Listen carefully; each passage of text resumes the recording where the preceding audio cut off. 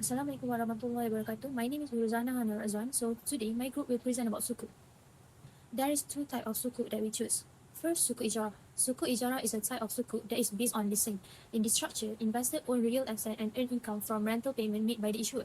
This sukuk is commonly used to finance assets such as building and infrastructure projects. Next, sukuk murabahah. Sukuk murabahah is a type of sukuk that is based on buying and selling with profit. The issuer purchase asset and sell them at a higher price with a deferred payment, allowing investors to earn a fixed return. This sukuk is mainly used for short-term financing and working capital. Next, the advantages of sukuk ijarah are that it's backed by real asset. It provides stable rental income and it can be traded in the market. However, sukuk ijarah also has disadvantages. It requires physical assets and the setup cost is usually higher. Next, sukuk murabahah. The advantages of sukuk murabahah are that it's simple and easy to understand. It provides fixed and predictable return, and it is suitable for short-term financing. The disadvantages are that it usually cannot be traded in the market and is mainly limited to debt-based financing. Assalamualaikum. My name is SHAHFIQAH. First, I will explain the concept and application of Sukuk Ijarah. Sukuk Ijarah is an Islamic financial instrument based on a leasing contract, also known as Ijarah. In this sukuk, investor own a portion of an underlying asset and the asset is then leased to the issuer. The issuer makes rental payment to the investor throughout the sukuk period. This payment represents halal income from rent, not interest. At maturity, the asset is usually sold back to the issuer. In terms of application, Sukuk Ijarah is widely used to finance tangible and long-term assets. It is commonly applied in infrastructure projects such as highway and airports.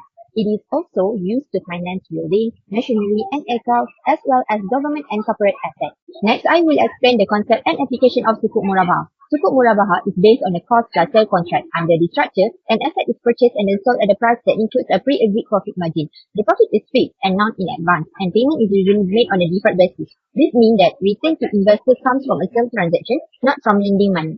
In terms of application, Sukuk Murabahah is commonly used for short-term financing needs. It is suitable for working capital financing, trade transactions, and commodity purchases. Bank and corporations often use Sukuk Murabahah to support liquidity and operational financing. Next, I will explain the comparative analysis between these two sukuks in terms of its application and its purpose. For sukuk ijarah, the purpose is to purchase the underlying asset in need through leasing and to obtain liquidity.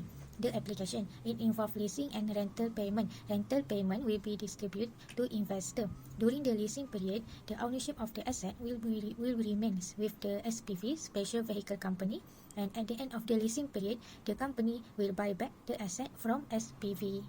Next is sukuk murabahah. The purpose of this sukuk is to finance the purchase of goods so that the investor becomes the owners of the commodity. The application, investor buy the asset and sell back the asset to issuer for higher selling price consists of cost plus markup.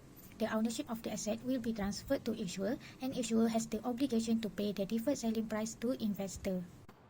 Assalamualaikum. My name is NABILAH. I will present two cases that are related to sukuk ijarah and murabahah. First, let's look at the dana from National Berhad Malaysia. So they are the ones in charge to building the MRT train lines.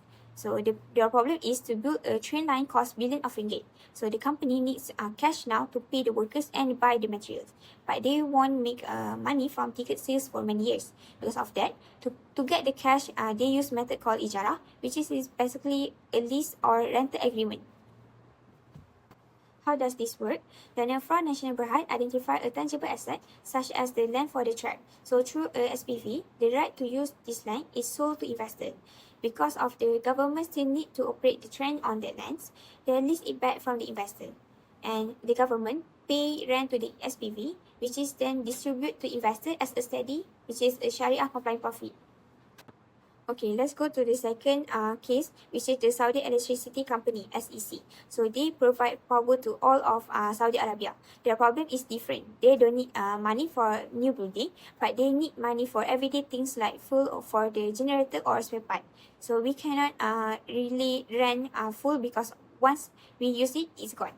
So they cannot use the rental, which is Ijarah method.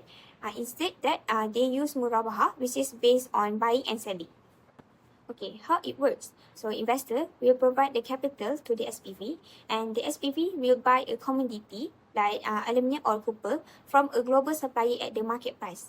So the SPV then will sell this commodity to SEC at a higher price, which is the cost plus markup. So this is done on a deferred payment basis at the installment. So SEC immediately sell the cooper on the market to get the cash they need for their operations. So over time, SEC pays the SPV back the markup price, which is provide the investor with their profit. So if Ijarah is like a rental a house, so Murabahah is like buying a car on the credit and selling it for cash to get money in your pocket today.